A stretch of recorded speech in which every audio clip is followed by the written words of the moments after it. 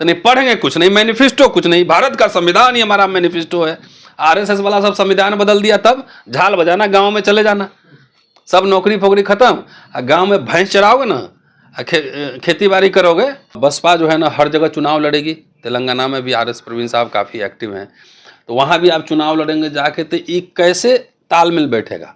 हवा में थोड़ी तीसरा मोर्चा बनेगा। उसके लिए जैसे इलेक्शन के पहले तीसरा मोर्चा बन जाता है।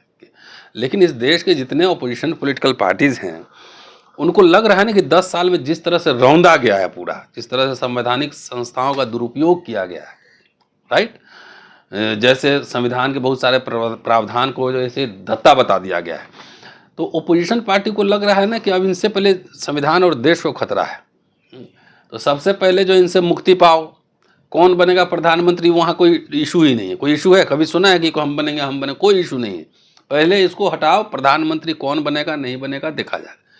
तो कहाँ से कैसे बसपा के पास आएगा, शुभकामनाएं हैं, लेकिन 2014 में तो 0 सीट था, और 19 में सपा के साथ अलायंस हुआ, तब जाकर 10 सीट जीते। उसके पहले मैक्सिमम, जहाँ तक मुझे ध्यान है कि बसपा को मैक्सिमम 21 सीट मिला हुआ है एक बार, 2009 में या 4 में, 9 में, 2021, और सबसे पहले जब लोकसभा में जीते थे तो 3 सीट जीते थे।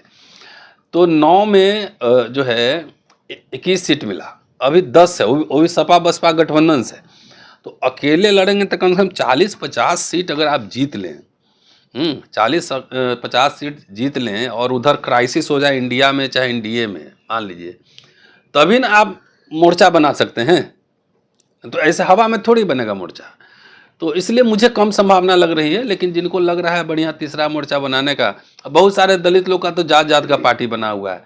सब इलेक्शन में कैंडिडेट खड़ा करता है, फिर कुछ मिल गया तो फिर बैठ भी जाता है, कोई 100 वोट लेता है, कोई 200 वोट लेता है, और सबको हुक्मरान बनना है। तो इंडिया जो बना है, इंडिया जो दूसरा मोर्चा बना है, आपको नहीं लगता है कि वहाँ दलितों को और मुसलमानों को नज़रअंदाज किया जा रहा है? कोई भी दलितों को और मुसलमानों का उसमें चेहरा नहीं है, तो इतनी बड़ी आबादी को नज़रअंदाज करके कैसे फिर चुनाव फाइट किया जा सकता है? दलितों का मतलब क्या?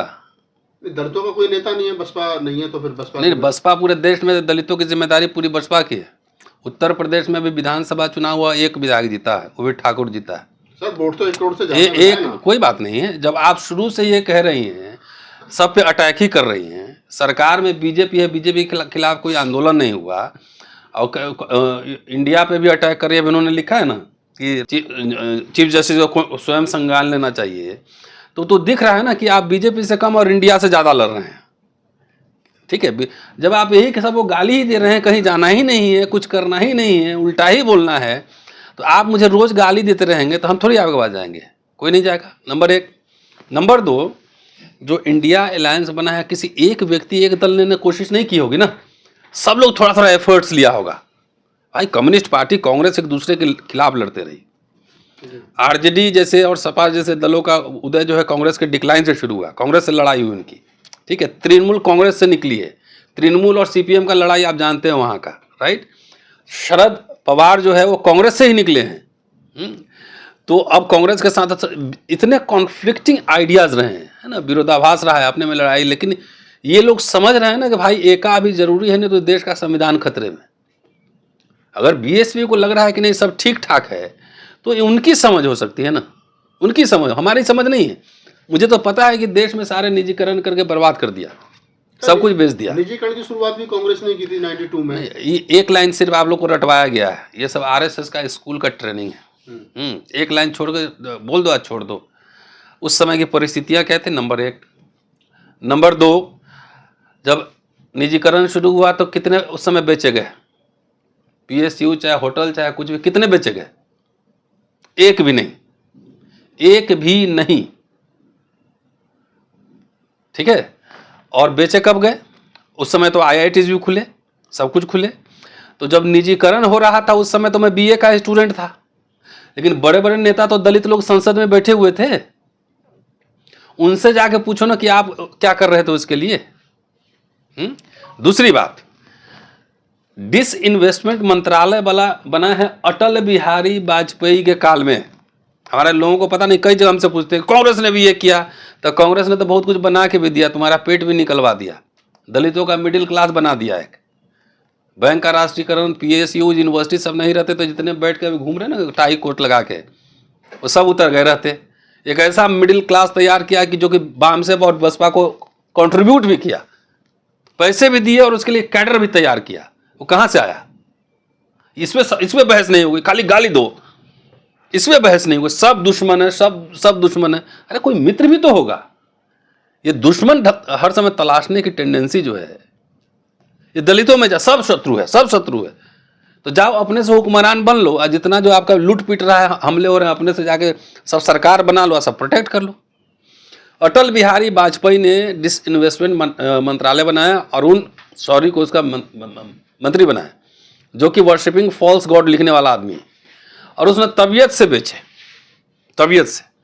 अभी 10 साल में जितना निजीकरण हुआ है उस पर नहीं बोलेंगे कि कांग्रेस ने शुरू किया था। तो ये भी तो बोलो ना कि कांग्रेस ने जमींदारी उन्मूलन किया था, बैंक का राष्ट्रीयकरण किया था, PSUs बनवाए थे, विश्वविद्यालय बनवाए थे, लाखों लाख रेलवे में नौकरियां दिलवाई थी, पोस्ट ऑफिस में नौकरी दिलवाई थी, वो याद नहीं है। अब बीजेपी बेच रहा है, ये सब कुछ बेच रहा है। नेता अभी क्यों नहीं आंदोलन कर रहे हो? क्या मामला है? क्या चक्कर है? क्यों नहीं इसके खिलाफ सड़क पे उतर रहे हो? सब रेल बेच रहा है, ट्रेन बेच रहा है, सब PSU धीरे धीरे देखना, सब डिसमेंटमेंट, क्लास 3 क्लास 4 एम्प्लॉइज। अरे सब MLA MP थोड़ी बन जाएगा, नौकरी भी तो चाहिए ना। मिडिल क्लास कहां से आएगा? सारे डिमोलिश हो रहे हैं, खत्म हो रहे हैं। कोई आंदोलन देखा है? खाली कांग्रेस ने किया था। तो बेचा किसने? अटल बिहारी वाजपेयी डिसइन्वेस्टमेंट। नरेंद्र मोदी कहते हैं कि 70 साल में कुछ नहीं हुआ, कुछ दलित लोग भी कहते हैं 70 साल में कुछ नहीं हुआ। तो 70 साल में अगर RSS कह रहा था, ये समझ में आ रहा है मुझे कि 70 साल उनके हिसाब से कुछ नहीं हुआ, क्योंकि वो मनुस्मृति चाहते थे। लेकिन अगर दलित लोग यहाँ का कहे, आदिवासी की 70 साल कुछ नहीं हुआ, तो उसका कम से कम मेंटल इलाज करवाओ। तो ये सवाल वहाँ जाके पार्टी वालों से पूछिए। हम बोलेंगे तो हमको बहुत गाली देता है। उसको 7% नहीं 70% दिख रहा है, उसको 70% वोट आएगा। 7 नहीं, C वोटर वाला सब बेईमान है, 0 काट दिया है। 70% वोट आने वाला है, और 7% वोट कटने से जिसको लाभ होगा उसको भी समाज समझ रहा है। समझ रहे हैं मेरी बात? तो हमें एक किसी व्यक्ति को नहीं शासक बनाना है। हमारी लड़ाई दूसरी है। किसी नेता का जाके थोड़ी चाय पिया है, किसी से कुछ थोड़ी मांगा है, किसी से ट्रेन का टिकट थोड़ी लिया है, कंफर्म करा है। अपना जेब कूट के समाज की लड़ाई लड़ रहे हैं। तो हमें एक व्यक्ति को राजा नहीं, बस समाज को पावरफुल बनाना है, समाज को रूलिंग एलिट बनाना है।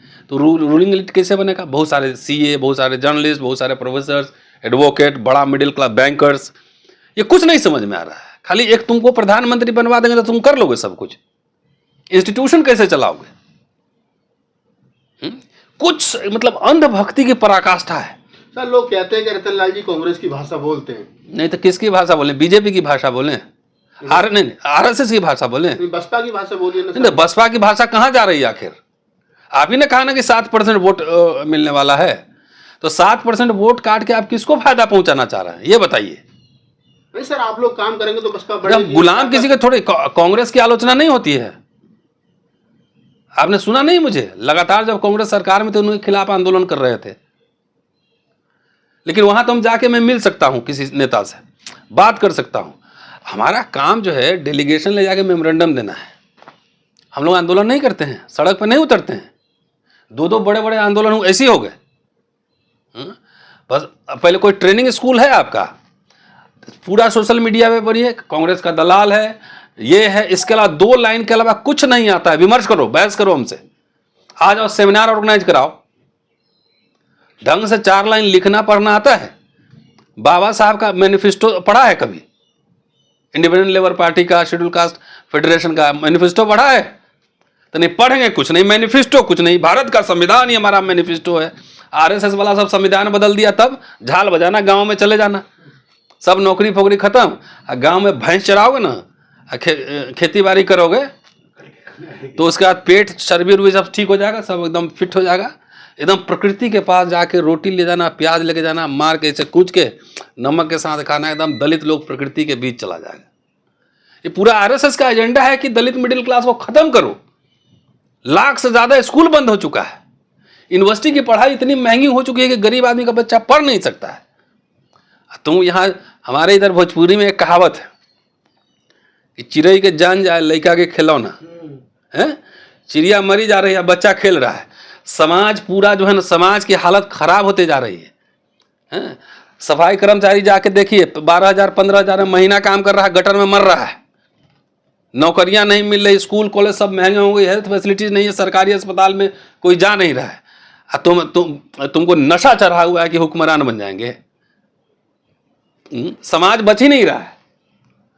बताओ ना, कहाँ कितने हिस्टोरियन पैदा किए हुक्मरान बनते बनते, कितने सोशल साइंटिस्ट पैदा किए, कुछ नहीं, खाली नशे में हैं। यहां लोग, हम तो लोग को देख रहे हैं ना, लोग की तड़प देख रहे हैं। एक नौकरी निकलती है, क्लास 4 की 500 एप्लीकेशन आ रहा है, और वही बीजेपी सरकार ने क्लास 3 या क्लास 4 को एकदम खत्म कर दिया है ठेके पे। इसको कभी नेता को बोलते सुने हो? इसके लिए कोई आंदोलन सुने हो? अरे सर, सरकार बन जाएगी बसपा की तो सब कुछ ठीक हो जाएगा ना। हाँ, अच्छी बात है, इंतजार कीजिए। इसका मतलब जब बनी होगी उस समय तो सब कुछ ठीक हो गया होगा। नहीं, प्रधानमंत्री बनने दो ना एक बार। नहीं, जब बनी होगी तो सब कुछ ठीक हो गया होगा ना। काफी काम हुए, पार्क बने, सब कुछ बने, कांशीराम आवास योजना बनी, लेकिन उसी समय बहुत भयंकर आरोप भी लगे। ये भी बात है ना। तो सरकार बनवा लो, हमारी शुभकामनाएं। इलेक्शन जब शुरू होगा, प्रचार में जाओगे तो आके मेरे से 5,000 चंदा भी ले जाना। प्रचार करोगे तब, ऐसे नहीं दूंगा, ऐसे बहुत डंडी मार सब है। चलो सब ऑन कर लो, हो गया। चलो। सर, क्या आपको 2024 के चुनाव को मद्देनजर रखते हुए लग रहा है कि भारत में तीसरे मोर्चे की संभावनाएं जो है वो बन रही है? जिस प्रकार से बसपा सुप्रीमो अकेले चुनाव लड़ने की और छोटी पार्टियों को साधने की कोशिश, अंदर से बात आ रही है कि छोटी पार्टियों को मिलाकर के साथ बसपा चुनाव लड़ सकती है। अरे 800 से ज़्यादा पार्टी है देश में। छोटी पार्टी कितने वोट हैं? 10 है, 20 है, 50 है, 50,000 लाने की क्षमता है। ये बात है, अच्छी बात है, कोशिश करें तीसरा। लेकिन अभी जो सैटेलाइट व्यू लेंगे तो अभी आपको तीसरे मोर्चे की संभावना दिख नहीं रही है। हो सकता है कि इलेक्शन के बाद कोई फॉर्मुलेशन फिर बने, लोग तोड़ फोड़ हो। तो अभी फिलहाल जो है ना, भारत, इंडिया और एनडीए में ये पूरा मुकाबला दिख रहा है। और लेंगे तो आप कैसे लेंगे, कैसे बनाएंगे? आंध्र प्रदेश, तमिलनाडु, केरला ऑलरेडी इंडिया का पार्ट है, तमिलनाडु पार्ट है, कर्नाटक में कांग्रेस है ही। उधर आप आइए आंध्रा में जगन मोहन रेड्डी हैं, उनका कोई ठीक नहीं, वो किधर जाएंगे, इधर जाएंगे। तेलंगाना में केसीआर हैं, उधर उड़ीसा में जो है बीजू जनता दल नवीन पटनायक हैं, और यही है ना। और इधर बीएसपी। अगर इन लोगों में भी गठबंधन हो तभी ना जाके तीसरा मोर्चा बनेगा।